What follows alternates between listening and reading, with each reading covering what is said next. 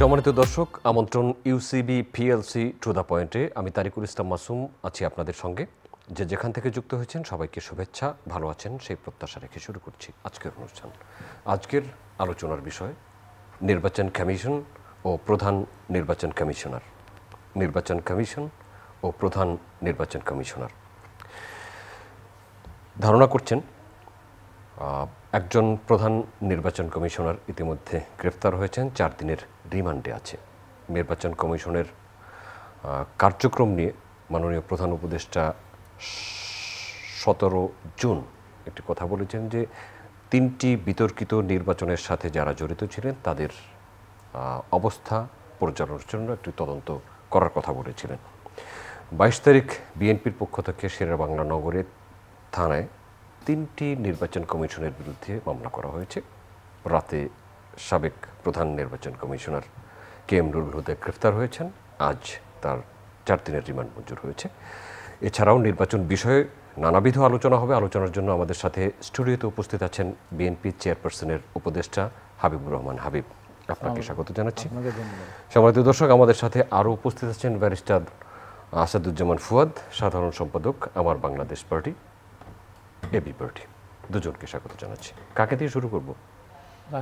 Senior most সরকারি দল কদিন পর ক্ষমতায় আসবে না, যেহেতু বিএনপির পক্ষ থেকে মামলা করা হয়েছে, সেই মামলায় গ্রেফতার হয়েছেন এবং সেই মামলার তদন্তের জন্য 4 দিনের রিমান্ড। বিএনপিকে এই মামলা কেন করতে হলো এখন? আপনাকে ধন্যবাদ। আপনার মাধ্যমে এই অনুষ্ঠান যারা দেখছেন তাদেরকে সশ্রদ্ধ সালাম। জিজ্ঞাসা আলোচক পদ তাকে আমি শুভেচ্ছা জানাচ্ছি।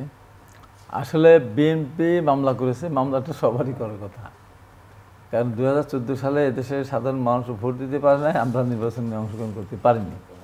6 জন তো নির্বাচিত হয়েছিল 2018 সালে। হয়েছিল, কিন্তু ভোট তো আমরা দিতে পারিনি সবাই, যার ভোট সেও দিতে পারেনি অনেক জায়গাতেই। এবং 18 সালের নির্বাচন একই অবস্থা। আমার ভোট দিতে পারিনি। আমি তো হাসপাতালে ছিলাম, মারাত্মক আহত হয়ে হেলিকপ্টারে উঠে এসেছিলাম। 2024 সালে জেলে ছিলাম। তখন তো আমাদের নির্বাচনে দাঁড়ানোরই কোনো সুযোগ দেয়নি। আমাদের পার্টি অফিস তারা বন্ধ করে রেখেছিল, ক্রাইম সিন নাকি কি একটা ঘোষণা করেছিল। এখন আমরা করেছি কারণ এদেশের মানুষের অধিকার হরণ করেছিল নির্বাচন কমিশন, প্রধান নির্বাচন কমিশন সহ। সবচেয়ে বড় মহা অপরাধ যেটা তারা করেছিল, নির্বাচনের পরে দেশের মানুষ দেখছে নির্বাচনটা হয়নি, একতরফা নির্বাচন হয়েছে, তারপর নির্লজ্জের মতো তারা বলে সুন্দর নির্বাচন হয়েছে। এইটা হলো সবচেয়ে বড় অন্যায়, মিথ্যা কথা বলা। হ্যাঁ, নির্বাচন হয়নি, মানুষ ভোট দিয়ে যায়নি, যে কয় পার্সেন্ট ভোট কাস্ট হয়েছে দেখার জন্য বলতে পারতো এই কয় পার্সেন্ট ভোট কাস্ট হয়েছে, কিন্তু সেটাকে বাড়িয়ে দেখানো এটা মহা অপরাধ। 2018 সালে রাতের বেলায় ভোট হলো, দিনের বেলা যেগুলি ছিল সেগুলি কাটাকাটি হলো। তো সেখানে এই যে তারা অন্যায়গুলি করলো, মানুষের অধিকারটা হরণ করলো। 2024 সাল তো অংশগ্রহণ করতেই দিল না। এখানে তারপর মাঝখানে তারা ইভিএম কিনেছে কোটি কোটি টাকা খরচ করে, যেটি ভারতে 16,000-17,000 টাকা যে ইভিএম দাম ছিল, তাদের তো পেপার কাটিং টেলার ছিল, যেটা ভোটটা দিলে কাগজটা বের হয়। এখানে তাও ছিল না, এর দাম হল 2,25,000 টাকা দিয়ে এক একটা ইভিএম কিনেছে 2,25,000 টাকা দিয়ে, যেটা ভারতের সাথে আরেকটা সংযোজিত ছিল, তারপর তার দাম 16,000 টাকা ছিল। এই টাকা তো চুরি করেছে তারা, এই টাকারও তো হিসাব দিতে হবে। মানুষ ভোট চুরি করেছে, তা চুরি করে সরাসরি তা তো না, ইভিএমের টাকাতে তারা চুরি করেছে।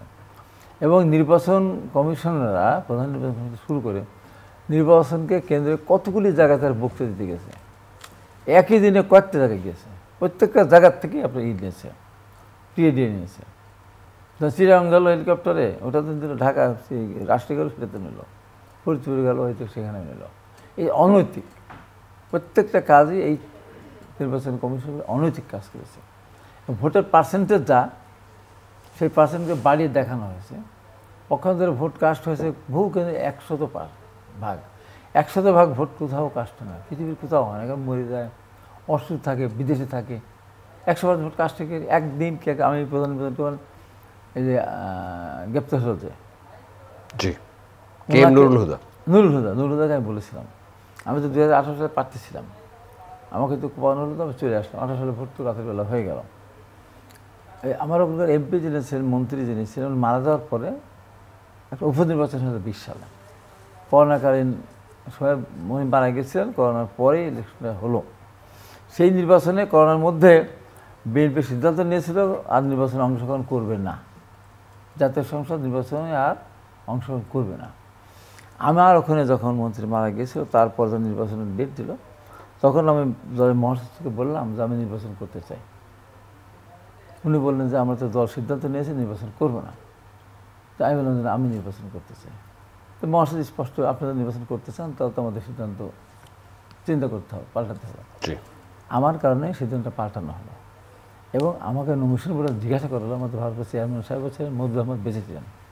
মৌদুদ আহমদ বললো, হাবিব তুমি কীভাবে নির্বাচনে অংশগ্রহণ করতে চাচ্ছ? নির্বাচন তো করতে দেবেন ওরা। তাই আমি হাসতে পারলাম, মৌদুদ ভাই এই করোনায় তো অনেকে মারা টারা গেছে, ভয় মনে ভিতরে এটা ঢুকেছে, অতএব নির্বাচন করতে দেবে। তুমি বিশ্বাস করো না যে বিশ্বাস করতে চাই এটা? তো না, তারা কিন্তু ভিতরে ভয় ঢুকলে নির্বাচনের ক্ষেত্রে তারা তোমাকে কিন্তু ছাড় দেবে না, তারা তা করো তাই করবে। তো করলো তাই। তারপরে আমি প্রধান নির্বাচন কমিশনকে দিয়েছিলাম 2020 সালে এবং এত প্রোটোকল আমাকে দিয়েছিল 2020 সালের নির্বাচনে পৃথিবীর ইতিহাসে দেয়নি। আমার বাড়িতে পুলিশের গাড়ি এসে বসে থাকে, আমার আক্রমণ হয়েছিল 18 সালে, গাড়ি এসে বসে থাকতো। এই গাড়ি আমি যখন আটঘরিয়া যেতাম আরেকটা উপজেলা, সেখানে এই গাড়ি আমার সাথে যেত, পুলিশের পুরো একটা ইয়ে। ওখানকার থানা আরেকটা আমাকে গাড়ি দিত ওদের প্রোটেকশনের জন্য। আবার যেখানে মিটিং করতাম সেখানে পুলিশ থাকতো। এইভাবে আমাকে আমার রাত্রি 9টা-10টা বেজে গেলে পুলিশ আমার থাকতো। তো উনি গেলেন 23 তারিখে পাবনাতে, সাকিব ডাকলেন। আওয়ামী লীগের প্রার্থী ছিল, আমি ছিলাম ডিসিএসপি নির্বাচন কমিশন, তারা ছিলেন। তো তখন ওনাকে বললাম যে এরকম প্রোটোকল আপনারা আমাকে দিয়েছেন। তাই নাকি? আমি জানি না, তা জানি না এরকম। তো বললাম, আরেকটা কথা বললাম, আমি 2018 সালের নির্বাচনের পর আমি যখন 14ই জানুয়ারি যখন আমি টক শোতে গেলাম ATN নিউজে, তখন আমি বলেছিলাম যে এই বাংলাদেশে রাতের বেলা ভোট নির্বাচন কমিশনের কাছে নিরাপদ না, পুলিশের কাছেও না, আওয়ামী লীগ নেতাদের কাছেও না। অতএব আর কোনো দিন বাংলাদেশে ভোট জন্য সকাল 8টার থেকে না হয়, রাতের বেলা যেন ব্যালট পেপার পাঠানো না হয়, সকালবেলা যেন ব্যালট পেপার পাঠানো হয়। সেই জন্য ভোটের সময় 9টার থেকে 5টা করতে হবে, 8টার থেকে 4টার পরিবর্তে। এবং আমি এইটা বলার পরে ঢাকা বিশ্ববিদ্যালয় নির্বাচন নূর যেবার ভিপি হলো, সেবার বলেছিলাম যে 73 ভোটে আবার কলঙ্কিত হবেন, সকালবেলা ব্যালট আধা ঘন্টার ভিতরে অফিস থেকে সব অফিসে পাঠানো দেয়, রাত্রিবেলা পাঠানো দরকার কি, কেলেঙ্কারি হলো। আমার এই কথার পরিপ্রেক্ষিতে কিন্তু নির্বাচন অনেক জায়গায় পৌরসভা 9টা থেকে শুরু হলো, যেটা আজীবন 8টার থেকে দেখে এসেছি। আমার ওখানে যখন নির্বাচনের হলো তারিখ হলো, তখন আমার নির্বাচন কমিশন ওখানে আমি নমিশন জমা দিয়ে আমি বলেছিলাম যে আমার কথার কারণে যদি ভোট 9টা থেকে হচ্ছে, আমার এখানে যেন 9টার থেকে ভোট হয়। তো ঠিকই 2020 সালের ভোট কিন্তু আমার ওখানে 9টার থেকে 5টা পর্যন্ত হয়েছে। 2020 সালের উপনির্বাচনে রেজাল্ট কি ছিল? রেজাল্ট ওইটা তো রাতের বেলা নিয়ে এসেছিল, আর এটা সকালবেলা আগের দিন থেকে সব বিভিন্ন উপজেলা চেয়ারম্যান এমপি এসে বিভিন্ন দখল নিয়ে নিয়েছিল। এবার আমার প্রধান এজেন্টের মামলা দিল 2টা, তারা এই পুড়িয়ে দিয়ে অফিস পুড়িয়ে দিয়ে, এবং আমার স্টিকার আনতে পাঠানো হয়েছিল, স্টিকার দেয়নি, প্রধান এজেন্টকে আসা লাগে, তো এজেন্টের মামলা, তো আবার স্টিকারও দেয়নি, আমি মাঠে দিতে পারিনি। জি, আপনাকে ধন্যবাদ ব্যারিস্টার আসাদুজ্জামান ফুয়াদ। বর্তমান প্রধান নির্বাচন কমিশনার এই 2 দিন আগে বলেছেন যে নির্বাচন পরিচালনার জন্য সরকারের সহযোগিতা আবশ্যক, সরকারের সহযোগিতা ছাড়া নির্বাচন পরিচালনা করা যায় না। নির্বাচনী কর্মকর্তাদের প্রশিক্ষণ অনুষ্ঠানে তিনি বলেছেন। তাই যদি হয় তাহলে নির্বাচন কমিশনের যেই পুরনো 3 জন নির্বাচন কমিশনার, প্রধান নির্বাচন কমিশনার নামে মামলা হলো, তাদের দায় কোথায়? ধন্যবাদ।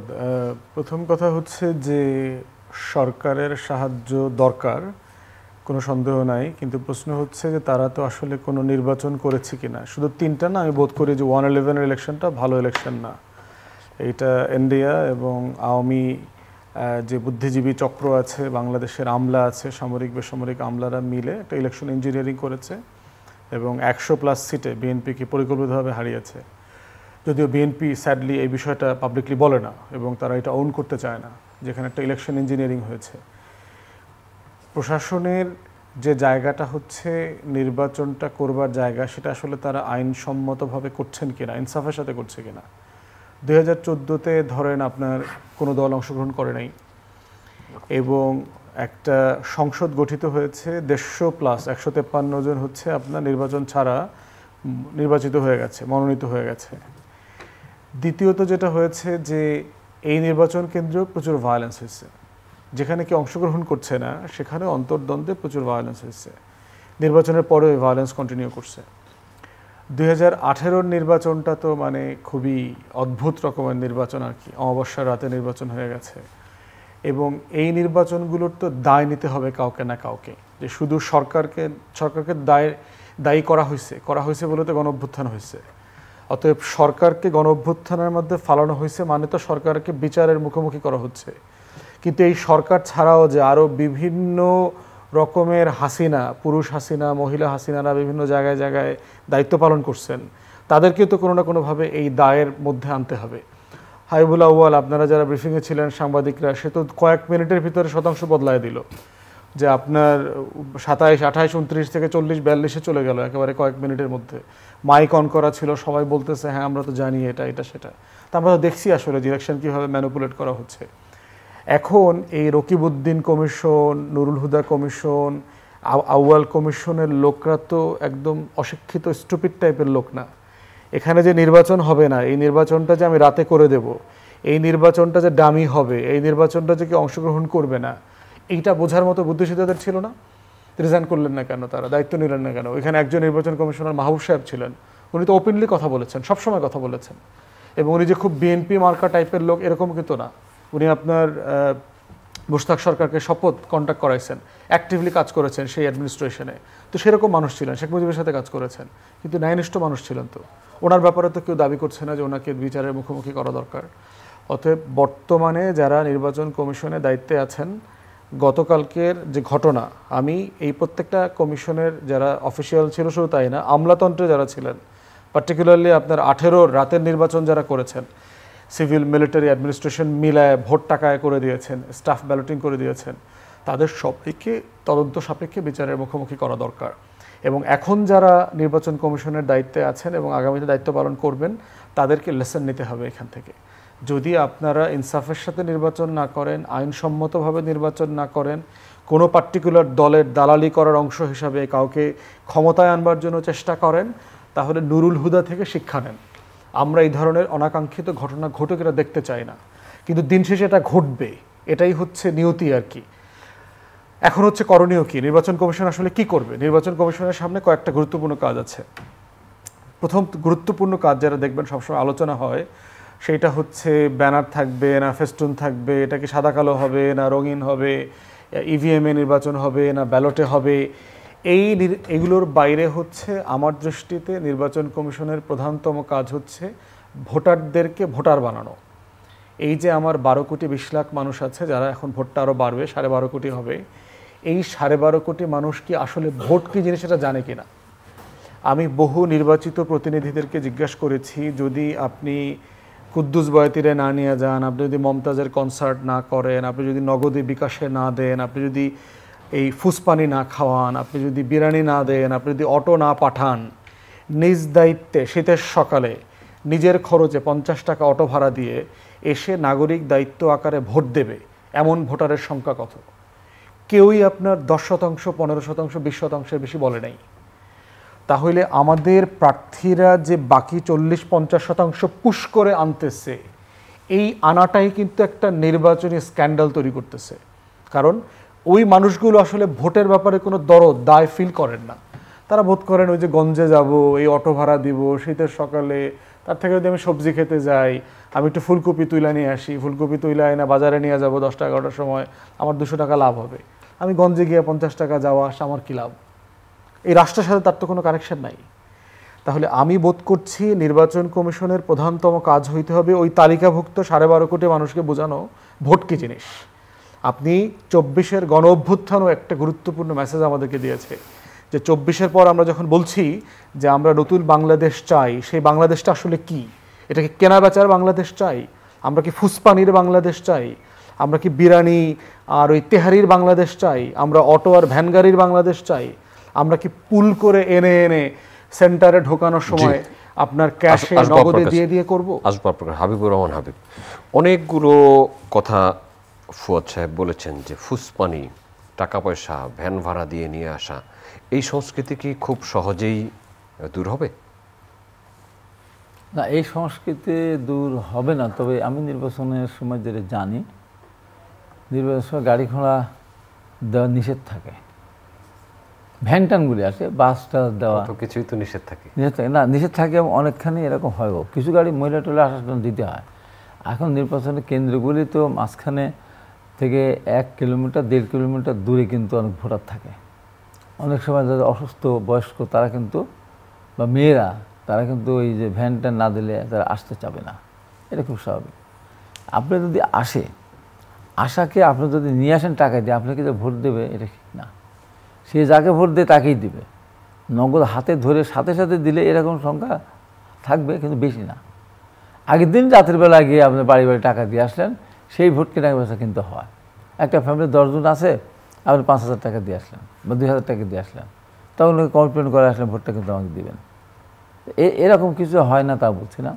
এবং এখনও আবার যেমন একটা মার্কা আছে, প্রতিকালার আছে, তারা আবার গিয়ে বলে যে ভোটটা দিলে পরে আমি বেচতে দিতে পারবেন। এরকম কাহিনীও আছে। এই নির্বাচনে এক একজনের কৌশল এক একজন। আজকে আমি ইউটিউবে দেখলাম একদল মেয়ে, তারা বলতেছে 2 দলকে দেখেছি, এবার দেখবো দাঁড়িপাল্লা। আবার আরেক দেখছি একজন এসে বলছে এক দোকানদারকে, স্যার আমার দাঁড়িপাল্লা ভোট দেন। এমন একটা ভাষা বললো, দৌড়টি পালাই গেল, এই তুই এই করছিস আর ভোটছে দেশ দাঁড়িপাল্লা। এই জিনিসগুলো কিন্তু শুরু হয়েছে ইতিমধ্যেই। এখন কথা হলো আমাদের দেশে প্রত্যেকটা রাজনৈতিক দলই তো নির্বাচনে তার পক্ষে ভোট টানতে নানান ধরনের কাজ করবে, কিন্তু কূটকৌশল এখন শুরু হয়ে গেছে। এমন এমন অপচার, যেমন বলা হচ্ছে একটা দলের মধ্যে শুধু সৎ লোক আছে, সংখ্যায় বেশি, অন্য কোনো দলের সৎ লোকই নাই। আবার কেউ কেউ বলতেছে এক দলকে ভোট দিলেই শুধু বেহেশতে যাওয়া যাবে। আবার বলতেছে যে বাংলাদেশ হলো বেহেশতে বেচা কেনার হলো বাজার, এটা জান্নাত কেনা বেচার বাজার, এখান থেকে বিক্রি হবে জান্নাতের টিকিট। নানান কাহিনী নানান বলছে। আমার কথা মানুষের ভোটটাকে দেওয়াটা ইনশিওর করতে হবে। ভোট দেওয়া ভুলেই গেছে মানুষ। আমার ভাই ফোয়াদ যেটা বললেন 2008 সাল নির্বাচন, আমি বহুবার বলেছি, চ্যালেঞ্জ দিয়ে বলেছি। ওইবার একেবারে হলফ করে বলা যায় 10% ভোট প্রত্যেকটা কেন্দ্রে বাক্সের মধ্যে নৌকা মার্কা সিল মারা ছিল, যেটা আওয়ামী লীগের প্রার্থীরা যায় না। এবং সেটা সত্যতা তার প্রমাণ হলো 86% ভোট আজ পর্যন্ত কোনো নির্বাচনের কাজটা হয়নি। এইটাতে প্রমাণ হয় ওই সময় 10% ভোট নৌকা মার্কা সলিড ঢোকানো ছিল বাক্সের মধ্যে, যেটা নিয়ে আমরা বহুবার চ্যালেঞ্জ করেছি। তাহলে আমাদের বলতে যে আমরা 5,25,000 এইসব প্রিজাইডিং হয়েছে পোলিং, তারা কি দেখে না? দেখেছে, কিন্তু মুখ খুলতে সে সাহস পায়নি। এখন হয়তো অনেকেই বলবে। এই 2018 সালের নির্বাচনে আমার এক মামাতো ভাই ইঞ্জিনিয়ার, ওকে সিটাং দিতেছে, রাতের বেলা গেছে, গিয়ে উঠে নিয়ে আসলেন। একবার গেছে যায় না, তা ওসি সব নিজে গেছে। আপনি যাচ্ছেন না কেন, আসেন। তারপর বলছে চাবি দেন, দিয়েছে, বলে সিল মারবেন, আমি মারতে পারবো না। সিলে দেন, আমি দিতে পারবো না। নিজেরাই সিল টিল মেরে টেরে আসলে একটা টাকা প্যাকেট দিয়ে আসছে। ওইটা কি বলছে, আপনাকে ঘুম ভাঙা নিয়ে আসলাম, এটার জন্য আপনার হলো এই প্যাকেটটা। বলছেন আমার দরকার না, আমাকে সরকার দেবে। যত ধরনের অনিয়ম, সব ধরনের অনিয়ম করেছে এবং নির্বাচন কমিশন সেটা ছাপাই গেছে। ওই যে বেস্ট ফদ বলুন না, 27% 28% হতে একবার 40% চলে গেল। আমরা কুমিল্লাতে দেখলাম একটা সাকুয়ার নির্বাচনে, বলতে বলতে হুট করে চলে গেল একজন, তারপর কিছুক্ষণ পরে যে একবার রেজাল্ট ঘোষণা দিয়ে দিলাম। এইগুলো তো দায়িত্ব তাদের। মানে আপকামিং ইলেকশন নিয়ে একটু শুনতে চাই, যে নির্বাচন সামনে আসছে, যে নির্বাচন সামনে আসবে সেই নির্বাচনের একটা ব্যাপার বললে, সেই নির্বাচনে আমার গতকাল থেকে মনে হচ্ছে এই নির্বাচন মানে তার চেয়ে আরোই হবে। যেভাবে একটা দল বলতেছে যে 300 আসন তারা পাবে, তো আমরা এখন চিন্তা করছি তার ক্যান্ডিডেট লাভটা কি। আর একটা দল যদি পায় 350, মোট হলো 500 না 400 না মহিলা দিয়ে। মহিলা তো এখন পর্যন্ত 50, এখন পর্যন্ত 50। আর যদি 100 হতে হয় তাহলে তো ওই সংসদে পাস হতে হবে। একটা দল জোর দাবি করতেছে এই নির্বাচনে না, পরবর্তী নির্বাচন। এখন একটা দল দাবি করছে 300 সিট তারা পাবে। তাহলে আমরা আর এখানে তাহলে কীভাবে নির্বাচন? আওয়ামী লীগ তো যাক ভোট রাতের বেলায় করে বা কোনো দলকে অংশগ্রহণ করতে না দিয়ে তাদের জাতীয় পার্টিটাকে দিয়ে স্বতন্ত্রকে দিয়েছিল, তো এখন দেখতে সে সুযোগও নাই। তাহলে আমরা কোথায় গেলাম? ওই যে এক ভদ্রলোক কৃষক ছেলের বউকে নিয়ে আসছে, ভাত রান্না খায়, চাউল ধোয় না, চাউল ধোয়ার সময় চাউল খায়। তো দেখে বলবো কী রে এমন বউ যে চাউল খায়, এই বউ তো রাখা যাবে না, সেটা আরেকটা বিধি নিয়ে আসলো, নিয়ে এসে গ্রামে ধান সিদ্ধ করার পরে মেলে দেয় না, ধান ফেটে যায়, ওই বউটা করে কি ওই যেটা ফাটা ওইটা উঠে উঠে খায়, ওইটা উঠে উঠে খায়, পাড়ি দেয় আর ওইটা খায়। তো বললো দেখি এক বউ নিয়ে আসলাম সেটা চাল ধস না খায়, আর ধান সিদ্ধ থেকে খাওয়া শুরু করে দিল। তো এদের কথা তো দেখছি তার চেয়েও খারাপ। আওয়ামী লীগ যখন বলতেছে বিএনপি সিট পাবে না, অন্য দল বিরোধী সিট পাবে না, এরা 300 সিট দাবি করতেছে। তাহলে এখন তাহলে ওইটার শেষে বোর ওইটা ধান মানে সিদ্ধ করার থেকে পাড়ি দেওয়ার থেকে একটা 300 আসন পাওয়ার দাবি কি কেউ করতে পারবে না যে আমরা পাবো? করছে তো। এটা কি অপরাধ? অপরাধী তো 300 সিট বিএনপি দাবি করে না, দাবি করতে পারে না, বিএনপি দাবি করে না। হ্যাঁ বিএনপি তার জোট কেউ খেলতে নামলে কি বলে যে আমি হারবো? না হারা সেটা তাই বলতে পারে, আমি 11 গোল দেবো, এটা বলতে হয় না। আমি জিততে পারি কিন্তু 11 গোল দেবো এই কথা বলে কেউ মাঠে নামে না, হয়তো হয়ে যায়। তো এখন খেলার আগে যদি বলে আমি 11 গোলই দেবো তাহলে হবে। ব্যারিস্টার ফুয়াদ, নির্বাচন কমিশনের জায়গায় চলে আসি। জি, তাহলে আমি এই নতুন বাংলাদেশে সংস্কারের জায়গা থেকে নির্বাচন কমিশনকে দেখতে চাই যে তারা সিরিয়াসলি ভলান্টিয়ার ট্রেন করবে। যারা নির্বাচন কমিশনের কর্মকর্তা কর্মচারী হতে পারে, যারা ফিউচারে রিটার্নিং অফিসার, পোলিং এজেন্ট হবেন, স্কুল কলেজের টিচার, মাদ্রাসার টিচার যারা আছেন, ইউজুয়ালি যারা হন সরকারি কর্মকর্তা কর্মচারীরা, ভোট কী জিনিস এই জিনিসটা তারা তো বুঝাবেন মানুষকে। এখন প্রশ্ন হচ্ছে এই 12.5 কোটি মানুষ, এদেরকে এই আগামী 6-8 মাসে আমরা এটা কীভাবে বুঝাবো? এটা বোঝানোর লজিস্টিক্স অলরেডি বাংলাদেশে আছে। দেখেন, জিয়াউর রহমানের সময় পরিবার পরিকল্পনা কর্মকর্তা, পরিবার পরিকল্পনা আপা তৈরি করা হয়েছিল। এই আপারা বাংলাদেশের প্রত্যেকটা উঠানে উঠানে গ্রামে গ্রামে গেছেন না, গিয়ে মানুষকে বুঝাইছেন না, মায়েদেরকে বুঝাইছেন না যে বাচ্চা হওয়ার সময় শরীরের কি যত্ন নিতে হবে, আগে পরে সন্তান কয়জন হইলে না হইলে, কত বয়সী বিয়ে শাদী হইলে, এগুলো বুঝাইছেন তো। বোঝানোর কারণে যেটা হয়েছে যে আমাদের দাদাদের 8-9 ভাই বোন থেকে আমাদের বাপ চাচাদেরটা 4-5 আসছে, আমাদের জেনারেশন এটা 2-3 চলে আসছে, এটা আরও কমে যাবে। তাহলে এটা তো হয়েছে কাজটা, এবং এটা কাজটা এখন আরও সহজ কেন? প্রযুক্তির কারণে। এই কাজটা আপনি 6 মাসে করতে পারবেন যদি আপনি ভলান্টিয়ার ট্রেন করেন। আমার টোটাল ভলান্টিয়ার ওয়ার্কফোর্স পার্টিকুলারলি 24-এর গণ অভ্যুত্থানে অ্যাক্টিভ ছিল, এই যে আপনার কোটি কোটি তরুণ তরুণী, তাদেরকে যদি আপনি সবাইকে ভলান্টারিলি আগামী 3-6 মাসের জন্য গ্রামে পাঠিয়ে দেন, এবং এইটা তাদের আগামী একটা সেমিস্টারের মডিউল আকারে বিবেচিত হবে, এটা যদি মার্কসের সাথে ইনভলভ করে দেন, বাংলাদেশের টোটাল কমিউনিটিকে আপনি বুঝায় ফেলতে পারবেন উঠান বৈঠক করে করে যে আসলে ভোট কী জিনিস, কেন আপনাকে ভোটার হইতে হবে, নাগরিক হওয়াটার মানে কি। আপনি 2000 টাকায় আপনার 5 বছরের বাচ্চার ভবিষ্যৎটা বিক্রি করে দিতে পারেন কিনা, এটা দিলে আপনার লাভ কী হবে। পরবর্তী নির্বাচিত এমপি মন্ত্রীরা এসে আপনার এই টাকাটা কিভাবে চুরি করবে, আপনার রাস্তার ইট কেন বসবে না, আপনার সিমেন্ট কেন বসবে না, পিচ কেন ঢালাই পড়বে না, এইটা প্রত্যেকটা জিনিস যদি আপনি উদাহরণ দিয়ে দিয়ে তাকে বুঝাইতে পারেন, বিশ্বাস করেন আমার অশিক্ষিত মানুষকে দেখছি, সেক্ষেত্রে রাজনৈতিক দলগুলোর তো অনেক ভূমিকা থাকবে। এটা নির্বাচন কমিশনের আলোচনা, যেহেতু আপনি কমিশন নিয়ে আলোচনা করতেছেন, রাজনৈতিক দল করবে, তাদেরকে নির্বাচন কমিশন আহ্বান করবে যে অংশীজন হিসাবে আপনারাও আমাদেরকে সাহায্য করেন, সবাই চলে যাবে। কিন্তু দায়িত্বটা দিন শেষে নির্বাচন কমিশনকে নিতে হবে। যদি নির্বাচন কমিশন আপনার এই 12.5 কোটি মানুষকে সিরিয়াসলি বুঝাইতে পারে, একটা সুবিধার জায়গা হচ্ছে নতুন ভোটার হইল প্রায় 4 কোটি, 35-40-এর নিচে বয়স এমন মানুষ গত 18-20 বছরে ভোট দেয় নেই, এমন সংখ্যাটা 5 থেকে 5.5 কোটি সারা বাংলাদেশে। এই বিশাল জনগোষ্ঠী কিন্তু সচেতন জনগোষ্ঠী, আমাদেরকে মেইনলি ফোকাস করতে হবে প্রান্তিক জনগোষ্ঠীর কাছে। এইটা করতে পারলে বাংলাদেশের নির্বাচনে বিপ্লব চলে আসবে। তখন যেটা হবে, এই যে প্রার্থীদেরকে আয়োজন করে মেলা বসাইতে হয় না, রোড শো করতে হয়, শত শত মানুষকে জোগাড় করে মিছিল মিটিং করা লাগে, এগুলো প্রয়োজন হবে না তো। মানুষের কাছে আপনি একা যাবেন, একটা মোটরসাইকেলে করে গ্রামে যাবেন। আমি এরকম জানি, আপনার চরমনার এক ইউনিয়ন পরিষদের চেয়ারম্যান হয়েছে আপনার বরিশালে, একটা লোক মোটরসাইকেলে শুধু হাত পাখা নিয়ে একটা লিফলেট নিয়ে বাড়িতে বাড়িতে গেছে, একা নির্বাচন করছে, বিপুল ভোটে বিজয়ী হয়েছে। সিম্পল জিনিস। তাহলে এটা কেন করা যাচ্ছে? কারণ সে সিম্পলি বুঝাইতে পারতেছে মানুষের কাছে। আপনার রোড শো করা লাগবে না, আপনার লঞ্চ, স্পিড বোট নিয়ে, নৌকা ভাড়া করে 100 নৌকা নিয়ে নদীতে নদীতে চরে চরে ঘুরতে হবে না। দ্বিতীয় যে কাজটা নির্বাচন কমিশনকে করা দরকার, সেটা হচ্ছে ক্যাম্পেইনের নিয়ন্ত্রণটা টোটালি নির্বাচন কমিশনকে সরকারকে নিয়ে দিতে হবে।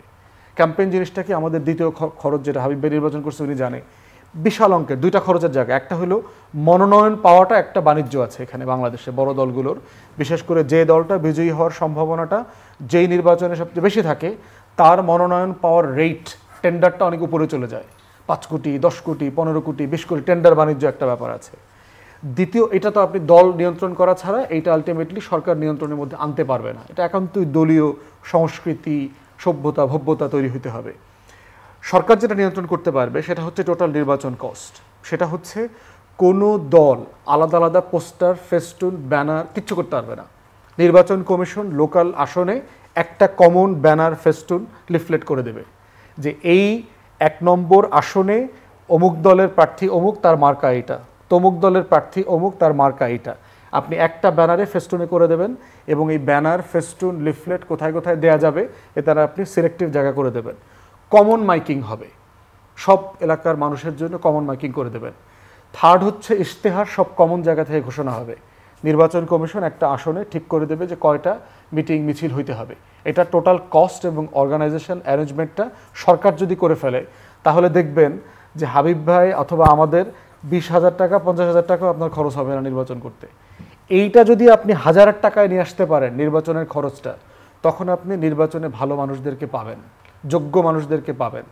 এখন কোনো ভদ্র মানুষ কোটি টাকা খরচ করে নির্বাচন করবে না, প্র্যাকটিক্যালি সম্ভব না।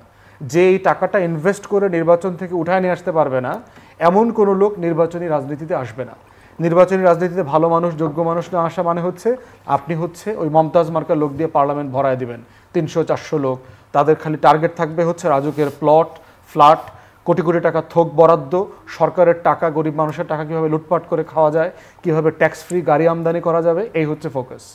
তো এই পুরো চক্রটা ভেঙে দেওয়ার কাজ হচ্ছে নির্বাচন কমিশনের কাজ। এইটা যদি তারা করতে না পারে, দিন শেষে আপনার এই মাঝখানে দেখলাম যে ইয়ে করা যাবে না, লিফলেট, রঙিন লিফলেট করা যাবে না, তো সো হোয়াট, রঙিন লিফলেট করা যাবে না তো কী হয়েছে? এবং তারা এমনভাবে এটা প্রেস কনফারেন্সে বলতেছে তারা একটা বিশাল কিছু করতেছে যেটা আমরা এই আর কোনো দিন এই জাতি সোনার বাংলায় কেউ বুঝে নাই। অতএব এই নির্বাচন কমিশনকে আমার মনেই হয় নাই যে তারা 24-এর গণ অভ্যুত্থানের কানাকড়ি বুঝে অথবা করার কোনো ন্যূনতম আগ্রহ তাদের মধ্যে আছে। আর একটা বিষয় আমি চাচ্ছি, যদিও এ ব্যাপারে বিএনপি সহ অন্যান্য দলে অনেক রিজার্ভেশন আছে, যে এই নির্বাচন কমিশনকে একটা নির্বাচন করতে হবে যে কোনো একটা ইউনিটে জাতীয় নির্বাচনের আগে। কারণ হচ্ছে বাংলাদেশে 2001-এর পরে কোনো ভালো গ্রহণযোগ্য নির্বাচন হয় নাই।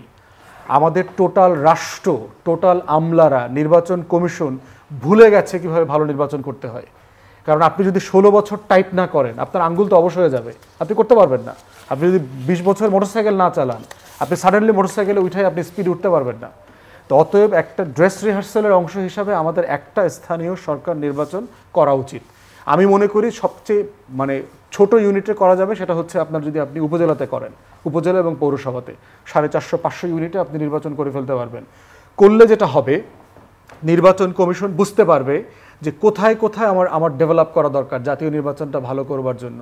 কারণ পুরো জাতি তাকায় আছে 2026-এ বাংলাদেশের ইতিহাসের সবচেয়ে সেরা নির্বাচনটা হবে, এবং এটা যদি সবচেয়ে সেরা অনভিজ্ঞ, অযোগ্য এবং অদক্ষ লোকদেরকে দেওয়া হয়, সবচেয়ে সেরা আকাঙ্ক্ষা এবং সহি নিয়ত দিয়েও আপনি ভালো নির্বাচনটা করতে পারবেন না।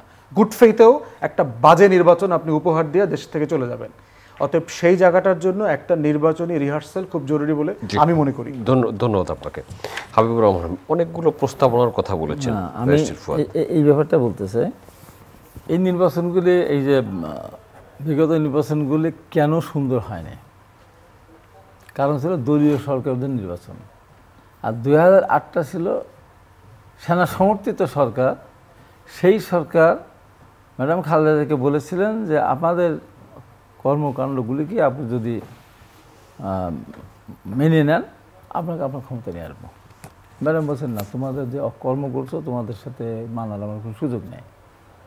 তখন তারা তাদের উপর যে 10% ভোটের কথা বললাম, এটা আওয়ামী লীগও জানে না, 10% ভোট তারা মেকানিজম করেছিল এখানে।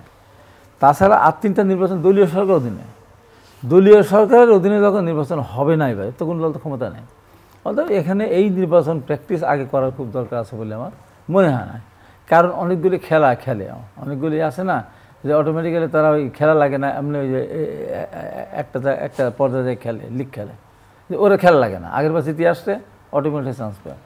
এই নির্বাচন যেহেতু দলীয় সরকার অধীনে হবে না, সেই কারণে এই নির্বাচনে মানুষকে ভোট দিতে দেওয়ার ব্যবস্থা করতে হবে। বাংলাদেশের সবচেয়ে চৌকোর সেনাবাহিনী, চৌকোর র্যাব, চৌকোর সোয়াগ, চৌকোর বিজেপি প্রশাসন ছিল তো, কিন্তু ভোটটা তো দিনের ভোট রাতে হয়েছে, ওইটা কোনো দরকার নাই। ভোট কোনো দলকে করতেই দেয় না। তো অতএব নির্বাচনটা যে নির্বাচন, সেই নির্বাচন দলীয় সরকারের অধীনে যেতে হবে না, কেউ এমপি মন্ত্রী থাকবে না, যেহেতু সবাই সমান। অর্থাৎ এখানে নির্বাচনের ক্ষেত্রে মানুষ ভোট, অনলাইন প্ল্যাটফর্মে এইটুকু মানুষ ভোট দিতে পারবে। এই ভোট দেওয়ার ক্ষেত্রে গ্রামের ভোট দিচ্ছে না, গ্রামের মানুষ জীবনে ইভিএম দেখেন, তারা ইভিএম ভোট দিচ্ছে না। প্রচারণার ক্ষেত্রে কিন্তু অনেক সে যেটা বলেছে তার সাথে আমি অনেক ক্ষেত্রে একমত। আমি আগে বলেছি, আমি মনে আপনার এখানে যখন নির্বাচনে আমি বললাম এইবার করার দরকার, যে আমরা যেমন কলেজ সংসদ নির্বাচন প্যানেল করে না, অমুক সংগঠন আমার প্যানেল, তো এখন ওরকম প্যানেল একটা পোস্টারে সব থাকবে, সব ক্যান্ডিডেট নাম থাকবে, সে যেটা বলবো। আমি এটা অনেক আগে বলেছি, দাম থাকবে। এখানে আলাদা প্ল্যাটফর্মে বক্তব্য করার দরকার নেই, একটা প্ল্যাটফর্ম করে দিই, 5টা বা 7টা বা 10টা বা 15টা স্পট করে দিই, সব প্রার্থী সেখানে বক্তব্য দেবে। ওই প্রার্থীরা ওখানে বক্তব্য দেওয়ার সময় তারা তার দলীয় মানে ইশতেহার কী বা তার কী করবে সেটা তারা বলবে। আলাদা মাইকিং করা দরকার, সরকারের পক্ষ থেকে মাইকিং হবে, সরকারের পক্ষ থেকে পোস্টারিং হবে, তাহলে এই লক্ষ লক্ষ কোটি কোটি টাকা খরচ হবে না। আর একটা বড় খরচ আছে, কোনটা বলেন, কোনটা বলেন তো? সেই খরচটা হলো নির্বাচনের দিন এজেন্টের জন্য খরচ, সেন্টার খরচ, কেন্দ্রীয় খরচ। সব নির্বাচন করে যত টাকা খরচ হয় ওই দিনই খরচ হয় তার কাছাকাছি।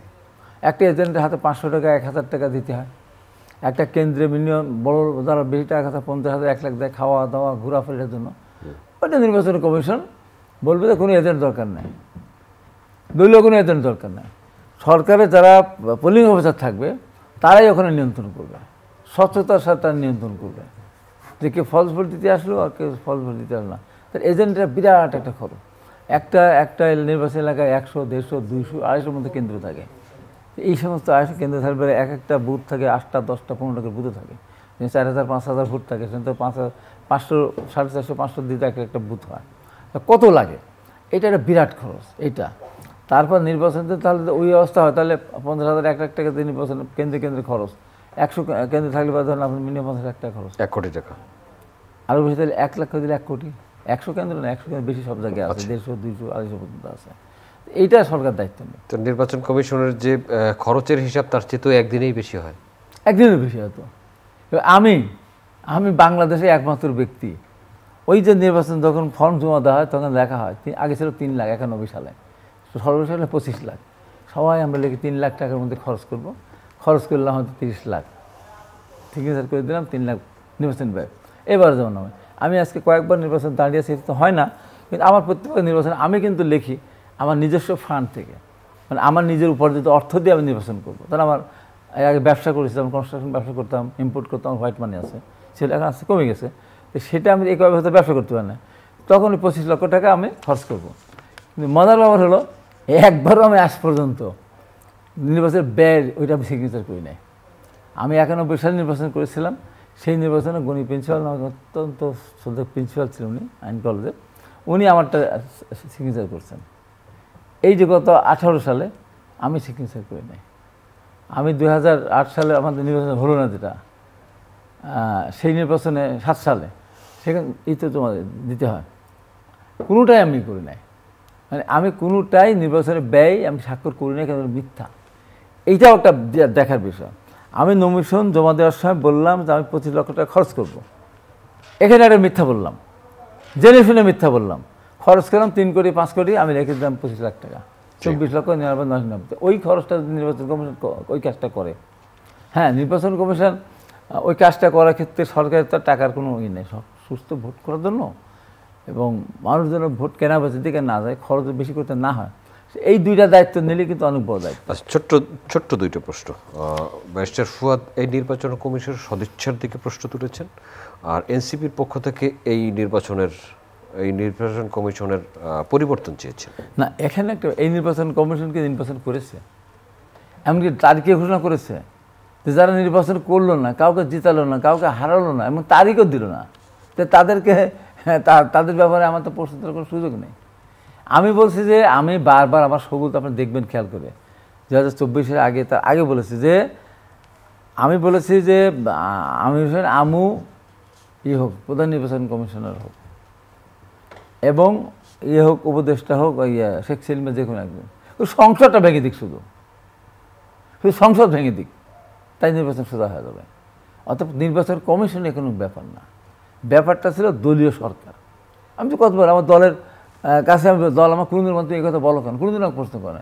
তার মনে করি ঠিক আছে, সংসদটা ভেঙে গেলে যেই আপনার হোক, প্রধান নির্বাচন কমিশন হোক আর প্রধান আপনার তত্ত্ব সরকার প্রধান হোক, তাতে কোনো আসা যায় না। সংসদ না থাকলে ওই কোনো কিছু কার্যকরী হবে না। তো এমনি হয় বলে এই নির্বাচন কমিশনই সুষ্ঠু নির্বাচন করতে পারবে, এখানে কোনো রকমের ব্যর্থ হওয়ার কোনো সুযোগ নেই। তাদের কোনো প্রার্থী নাই, তো তার উপর তো ইনস্ট্রাকশন থাকবে না। 100% ভোট, যেটা আমি যে আগের নির্বাচন কমিশনের ব্যাপারে বললাম, আমি তাকে গিয়েছিলাম নির্বাচন 2 ঘন্টা, আমি তাকে বললাম আপনি বলেন যে একজন রিটার্নিং অফিসারকে বলেছেন কিনা, জিজ্ঞাসা করেছেন এই তোমার ওখানে 100% ভোট কাস্ট হলো কিনা। ওই রিটার্নিং অফিসারকে তার প্রিটার্নিং অফিসার জিজ্ঞাসা করেছে 100% ভোট কাস্ট হয়েছে কিনা, বলেন আপনি এটা দায়িত্ব ছিল না। তো হচ্ছে আমার নির্বাচন চলাকালীন সময় তার কোনো দায়িত্ব নেই। এই যে অবস্থাটা, এটা কেন? দলীয় সরকার। দলীয় সরকার যখন থাকবে না, তো 100% ভোট কাস্ট দেখানো কেউ চিন্তাও করবে না। ধন্যবাদ আপনাকে ব্যারিস্টার ফুয়াদ। দলীয় সরকার ছাড়া নির্বাচন হতে যাচ্ছে। 111-এর সময় তো দলীয় সরকার ছিল না, তো বিএনপি তো হেরে গেছে। এর প্রশ্ন হচ্ছে, আমার কাছে মনে হচ্ছে যে এটা অনেক বড় কাজ আর কি। মানে আপনি অ্যাবসলিউটলি গ্যারান্টি দিতে পারবেন না যে আবার 70-এ তো মিলিটারির অধীনে ভালো নির্বাচন হয়েছে পাকিস্তানে এবং শেখ মুজিব জিতছে, পুরো পাকিস্তান ফ্রেমওয়ার্ক বিরোধী দল দিচ্ছে। তো সেই জায়গাতে নির্বাচন ভালো হওয়া না হওয়ার অনেকগুলো মানে মানে ইফস অ্যান্ড বাটস আছে, যদি কিন্তু আছে আর কি। একটা বিষয় হচ্ছে হাবিবা যেটা বলছিলেন যে কোনো দলীয় এজেন্ট না দেওয়া, এটা আমার কোনো আপত্তি নাই, কিন্তু আমার মনে হয় যে রাজনৈতিক দলগুলো এই ব্যাপারে একমত হবে না। সেক্ষেত্রে যেটা হতে পারে, খরচের দায়িত্বটা নিয়ে নিতে পারে। ঠিক আছে, ওখানে 10টা দলের 10 জন দেবে, প্রত্যেক পোলিং এজেন্টকে 2000 টাকা দিনের জন্য কনভেন্স দিয়ে দিবে, দুপুরে লাঞ্চ দিয়ে দিবে। এরকম একটা খরচের দায়িত্ব যদি নির্বাচন কমিশন নিয়ে নেয় অথবা তার ভলান্টিয়ারদেরকে নিয়ে করে ফেলে, তাহলে সেটা ইজি হয়ে যাবে। আরেকটা করা যায় খরচ বাঁচানোর জন্য, যেখানে যেখানে সম্ভব মোবাইল ভোট কেন্দ্র করে ফেলা দরকার। বিশ্ব সাহিত্য কেন্দ্রের গাড়ি দেখছেন না আপনার, মোবাইল লাইব্রেরি, বই নিয়ে বিভিন্ন জায়গায় তারা ঘুরে বেড়ায়, স্পটে দাঁড়ায়, ওখান থেকে আপনি বই ধার করতে পারবেন, বই নিতে পারবেন। এবং দেখবেন শহরগুলোতেও কিন্তু আপনার যেটা একটু বড়লোক পাড়াটারা আছে, এখানে কিন্তু মানুষ ভোট দিতে বের হয় না। কী লাভ, তার জীবনে কোনো এগুলো পরিবর্তন করে না। অনেক পাওয়ারফুল লোক, যেই দল থেকে যেই ক্ষমতায় আসুক তাদেরকে সে চেনে, বসে কথা বলে ফেলবে, তার কী লেনদেন আছে এগুলো করে ফেলতে পারবে। তো দুই প্রান্তিক শ্রেণীর কাছে, যে প্রান্তিক শ্রেণীকে আপনার, যেমন আমি আমার এলাকাতে দেখলাম যে নদী পার হয়ে যেতে হচ্ছে গ্রামে, সেখানে আবার একটা চর আছে, সেই চরের ভিতরে আবার গুচ্ছ গ্রাম আছে। তাহলে আপনি সেন্টারটা কী পরিমাণ জটিল তার জন্য সেন্টারে আসা। এরকম একটা প্রান্তিক জনগোষ্ঠীর 100 টাকা ট্রলার ভাড়া দিয়ে, নৌকা ভাড়া দিয়ে সেন্টারে আসা, তখন সে কী করবে? আলটিমেটলি তার ভোট দেওয়ার কোনো ইনসেন্টিভ নাই। তো তখন প্রার্থী বলতেছে বলে আমি তোমাকে দিয়ে দিব। ওই অংশ বাদ দেন, সুপ্রিম কোর্ট বার অ্যাসোসিয়েশনের নির্বাচনে দেখেছি সকল শিক্ষিত উকিলরা আপনার সারা বছর মেম্বারশিপ ফি দেয় না, তারা বসে থাকে নির্বাচনের সময়। যেই প্রার্থী তার 12 মাসের মেম্বারশিপ ফিটা দিয়ে দিবে, 2 দিনের জন্য ঢাকাতে আনবে, হোটেলে রাখবে, খাওয়াবে। কত মেম্বারশিপ? সম্ভবত আপনার 5-6 হাজার টাকা প্রতি মাসে এরকম। তাহলে আপনি চিন্তা করেন 60-70 হাজার টাকা, চিন্তা করে আমার 60-70 হাজার টাকা বাঁচলো, আমি 2 দিন আসা ঢাকায় খাইলাম দাইলাম, হোটেলগিরি করলাম, ঘুরে ফিরে ভোটটা দিয়ে চলে গেলাম আর কি। এইটা হইল দেশের সুপ্রিম কোর্টে প্র্যাকটিস করে এরকম শত হাজার উকিল আছে এরকম, এই চরিত্র, এই খাইসলতের লোক। তো সেই বাংলাদেশে, সেই সোনার বাংলাদেশে আপনার 100 টাকা 200 টাকায় মানুষ আসবে না ভোট কেন্দ্রে। তো সেখানে প্র্যাকটিক্যাল ইনসেন্টিভ তৈরি করা দরকার, যে আপনি ভোট কেন্দ্রটাকে মোবাইল করে নেন, সিকিউরিটি প্রোটোকল দিয়ে এজেন্ট সব কিছু মিলায় আপনি তার গ্রামে নিয়ে যান। স্পিড বোটটাকে ভোট কেন্দ্র বানান, মোবাইল স্পিড বোট বানান। এভাবে মোবাইল স্পিড বোটের অ্যাম্বুলেন্স আছে সারা দুনিয়াতে, স্পিড বোটের হাসপাতাল আছে। ঠিক একইভাবে আপনি বিভিন্ন প্রান্ত এলাকাতে, আপনি সেন্টার থেকে যারা একটু দূরে থাকে তাদেরকে আপনি বাড়িতে গাড়িটা নিয়ে যান, হাঁটতে হাঁটতে ভোট দিয়ে যাবে, ক্ষেত থেকে উঠে এসে ভোট দিয়ে যাবে, বাড়ি থেকে ডাইকা মাইকিং করে এনে ভোটটা করায় দিবেন। রাষ্ট্র করবে এটা সিকিউরিটি প্রোটোকল দিলে। তাহলে যেটা হচ্ছে যে আপনি খরচের সম্ভাবনাগুলো কমে যাচ্ছে আর কি।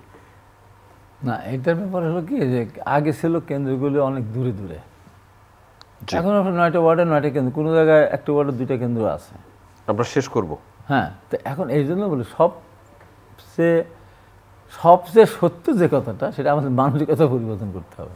মানসিকতা পরিবর্তন করতে, আমার ভোট আমাকে দিবে জনগণ, সেটাই যেন আমি নেই, আরেকজনের ভোট যেন আমি দখল করতে না যাই। সেটা তো সব মানুষের না, এটা আমরা তাকে মনে করি, আমরা তো বলি আমার ভোট আমি দেবো, তোমার ভোট আমি দেবো। এইটাই তো আমাদের এই মানসিকতা পরিবর্তন করতে হবে। আমরা শেষ করতে চাই, প্রার্থীদেরও খাসলত পরিবর্তন করতে হবে।